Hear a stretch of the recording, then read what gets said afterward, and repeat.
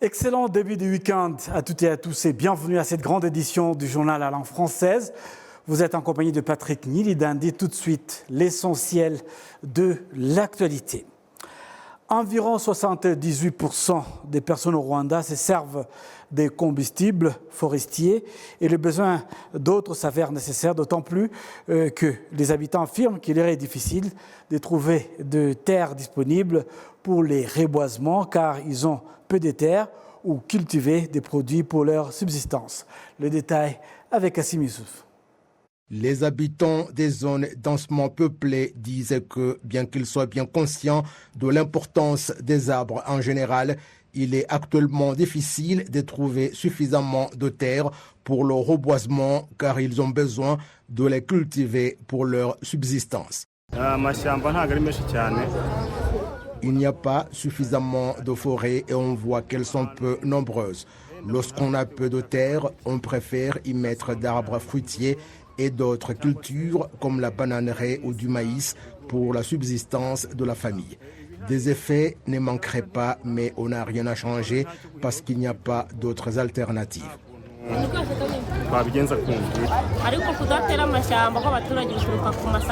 Le non-reboisement est dû au fait que les habitants n'ont pas suffisamment de terres alors que nous voulons y cultiver d'arbres fruitiers. Lorsque nous les plantons en avril, leur croissance n'est pas bonne. Nous devons avoir les semences à temps et les planter à temps. L'importance des forêts, c'est qu'elles nous permettent d'avoir de combustible et elles interviennent dans le cycle de la pluie. Le rapport de la Commission économique et de finances au Sénat révèle que la superficie considérée comme reboisée est principalement constituée des parcs ainsi que d'arbres folkloriques ou ceux qui sont plantés avec d'autres cultures.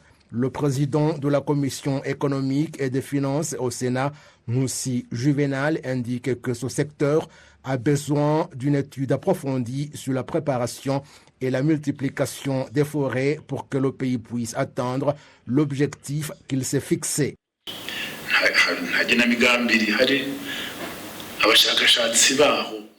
Il n'y a pas de planification et les chercheurs dans le domaine forestier sont peu nombreux. Ce sont des étudiants ou des professeurs d'université qui préparent les doctorats et le fait est qu'il n'y a personne qui y est principalement affecté en tant que chercheur permanent dans le secteur forestier. Autre chose, c'est que l'entrepôt reste à désirer. Sa qualité n'est pas bonne et le prix de pépinière est élevé par rapport aux moyens de ceux qui veulent planter des arbres. Suite à ces entraves, certains de ceux qui veulent planter des arbres ont utilisé des pépinières non sûres.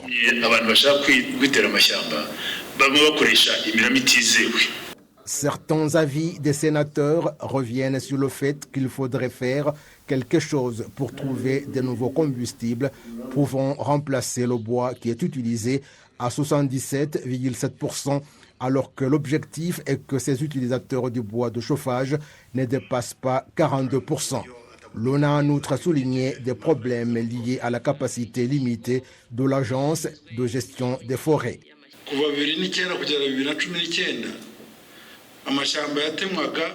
Depuis 2009 jusqu'en 2019, 105 713 hectares de forêt ont été exploités et 139 000 ont été plantés, ce qui est presque la même chose parce qu'on n'a pas fait aucun progrès en matière de reboisement.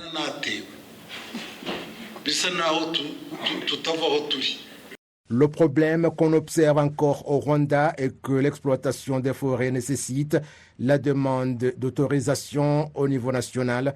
70% des forêts du domaine public ne sont pas exploitées. Le docteur Athanase Mukurarinda, expert en environnement et forêt, indique que la disponibilité d'un livre qui comprend les types d'arbres adaptés à chaque région devrait élargir le domaine de recherche qui permet aux citoyens d'avoir un mot à dire à propos de types d'arbres dont ils ont besoin parce qu'ainsi ils peuvent les entretenir facilement.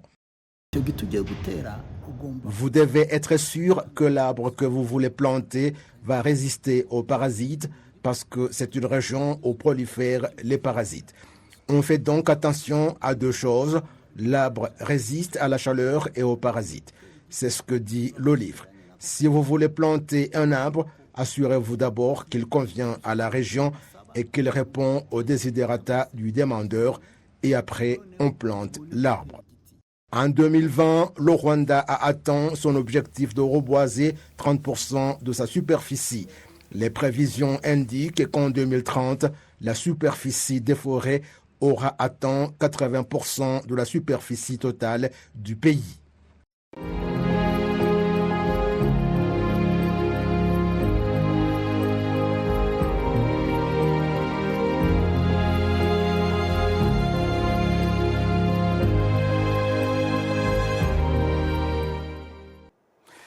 Les Rwandais de la diaspora du Mali ainsi que leurs amis maliens se sont retrouvés cette semaine pour rendre hommage aux victimes du génocide perpétré contre les Tutsis au Rwanda en 1994. Cette cérémonie des commémorations a eu lieu en présence du ministre du Malien établi à l'extérieur et de l'intégration africaine, M. Almadou Hag Hilien, représentant du gouvernement du Mali, et de l'ambassadeur du Rwanda au Mali avec siège à Dakar au Sénégal, Jean-Pierre Karabaranga. Suivez ce reportage. Outre la présence du ministre malien établi à l'extérieur et de l'intégration africaine, M. Almadou Hag Hilien, représentant du gouvernement du Mali, le Centre international de conférence de Bamako a vu la présence de l'ambassadeur du Rwanda au Mali, Jean-Pierre Karabaranga, en résidence à Dakar, la présidente de la communauté rwandaise au Mali, Madame Alice Gassarabwe, ainsi que le Rwandais vivant au Mali, leurs amis et proches.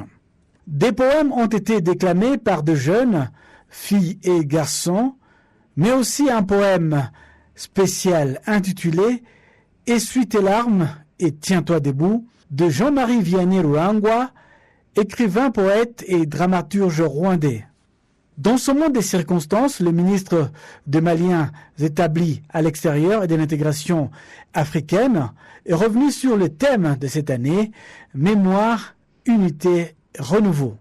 Le ministre Almadou Hag Hilien a, au nom du peuple malien et du gouvernement, exprimé toute la compassion et la solidarité du Mali au peuple rwandais. Le ministre malien a condamné sans aucune réserve toute négation du génocide et a appelé les États à enquêter, puis à procéder à l'arrestation, la poursuite ou l'extradition des suspects de ce génocide et mettre fin à l'impunité des personnes accusées de génocide qui pourraient résider un peu partout dans le monde.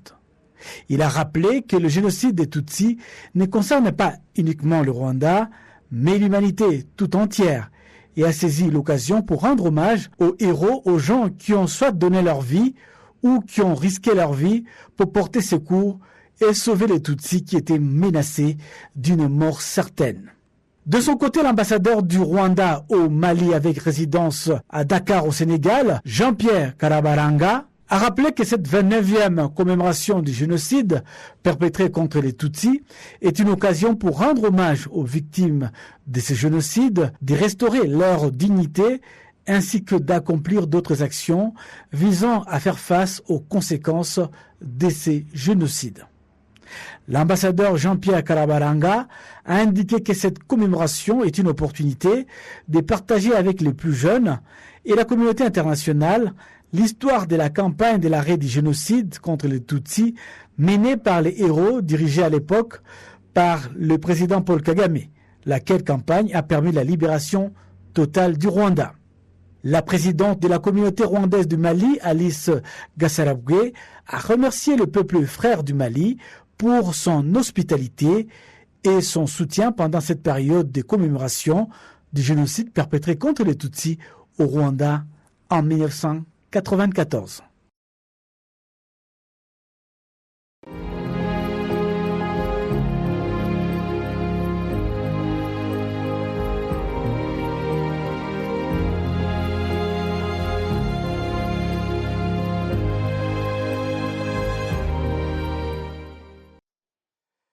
La Chambre des députés au Parlement rwandais a voté un projet de loi modifiant la loi du travail au Rwanda et ouvrant ainsi les dispositions relatives à la durée du travail et aux congés qui seront fixés par arrêté ministériel chargé de la fonction publique et du travail au Rwanda. Suivez ce reportage.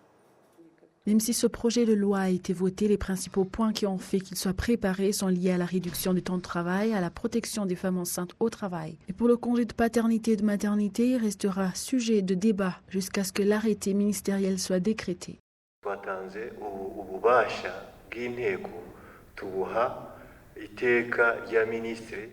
Nous avons accordé la compétence à l'arrêté ministériel pour que ce soit désormais eux qui s'en chargent. Alors les heures de travail et la durée de congé, nous avons donné notre accord sur comment cela sera réalisé. Ce qui est sujet de discussion ici a été observé dans l'avant-projet ou dans le projet. Ces questions d'information qu'on est en train de recevoir, qui ne nous est pas officiellement parvenue, car pour les résolutions du Conseil des ministres, il y a une façon dont elles nous sont communiquées selon ce que dit la Constitution. J'aimerais que ce soit clair et qu'il n'y ait pas de malentendu comme quoi on a eu un débat là-dessus alors que c'est un autre niveau qui s'en chargera.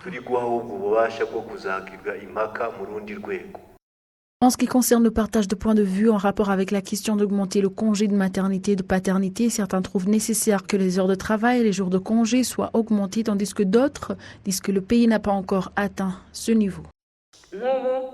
kubera ko twari igihugu kiri mu rugendo cyihuta mu iterambere twari kuri 45 mu by'ukuri ari hejuru ya standard.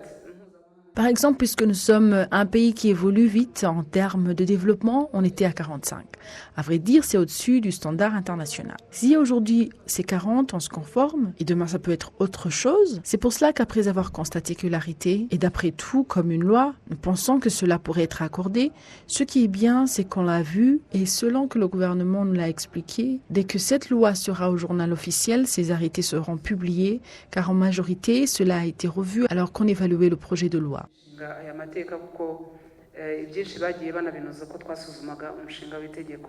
Ce projet de loi prévoit d'augmenter le congé de maternité de 12 semaines à 14 semaines pour les femmes qui ont accouché. Et pour les hommes dont les femmes ont accouché, leur congé passera de 4 à 7 jours avec 2 jours de congé hebdomadaire inclus.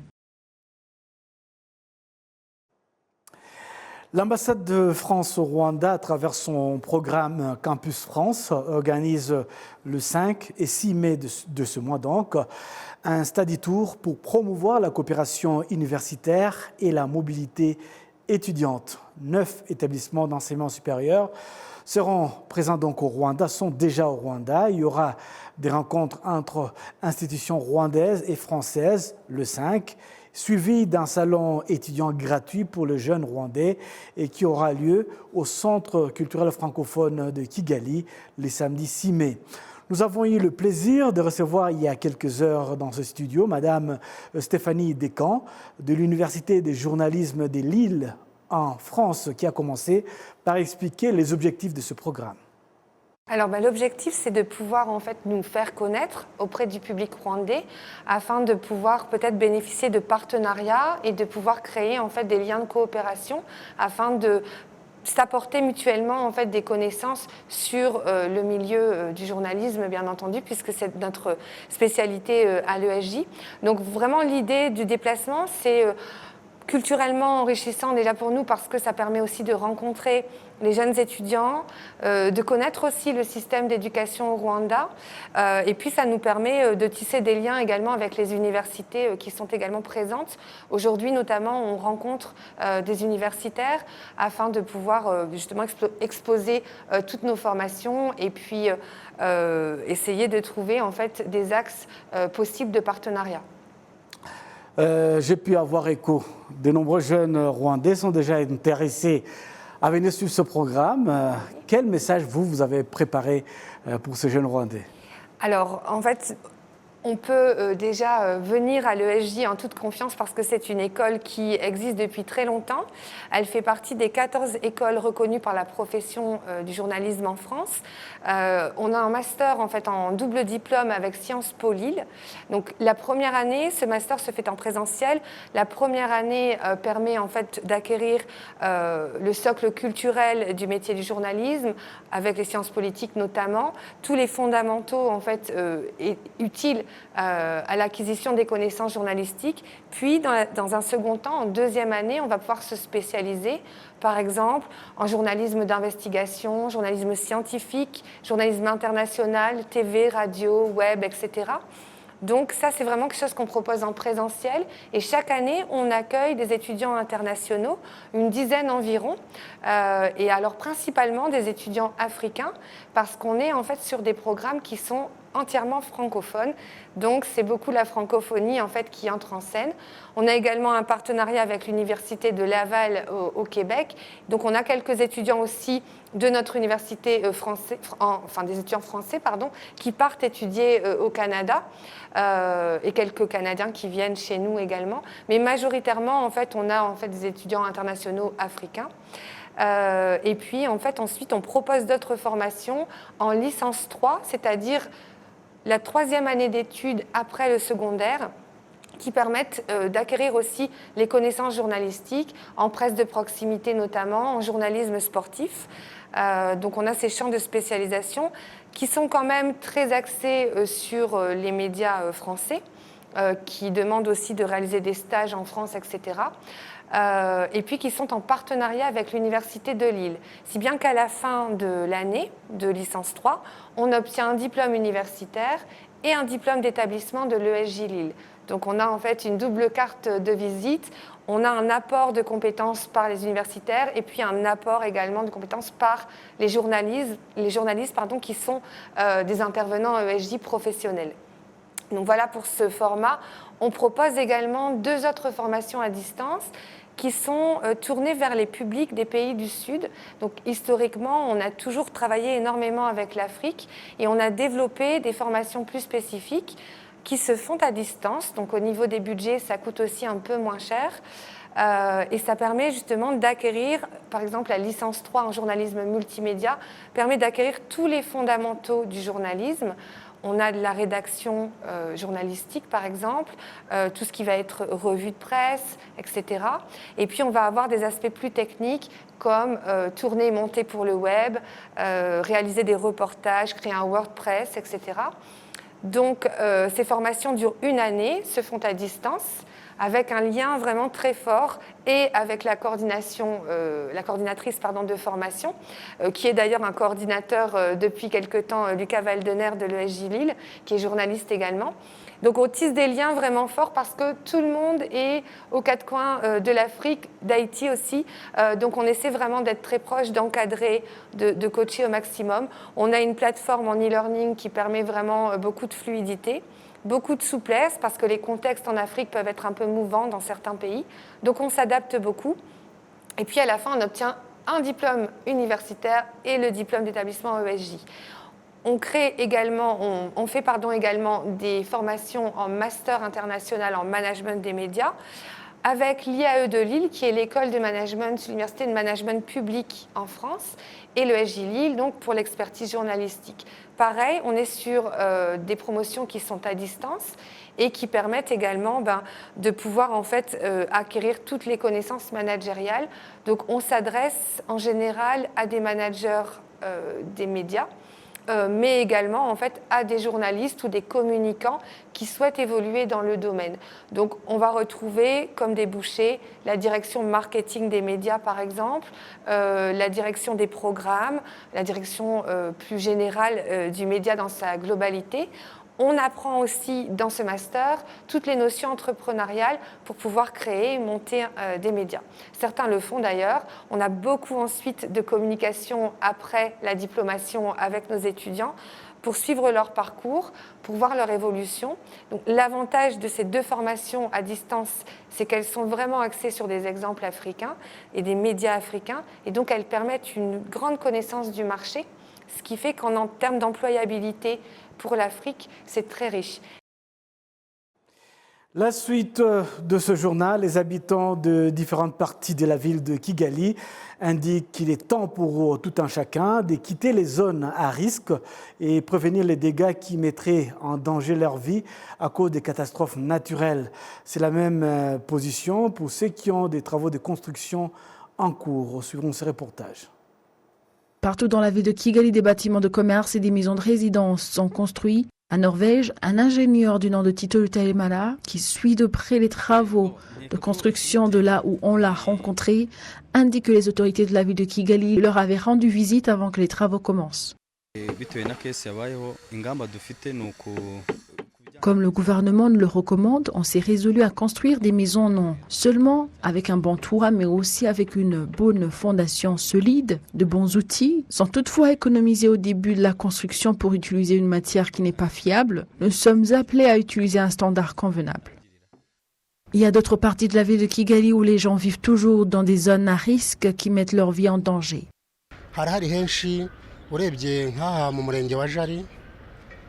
Et on a beaucoup, comme ici à Jali, les gens qui vivent en dessous des collines, des zones à risque. Je demanderai au gouvernement de tout faire pour les déplacer afin que ces gens quittent ces zones à risque. Le maire de la ville de Kigali, Prudence Rubingisa, souligne que divers travaux et activités sont en cours dans le cadre de relever le défi causé par les catastrophes naturelles et prévenir autres conséquences négatives qui pourraient en résulter.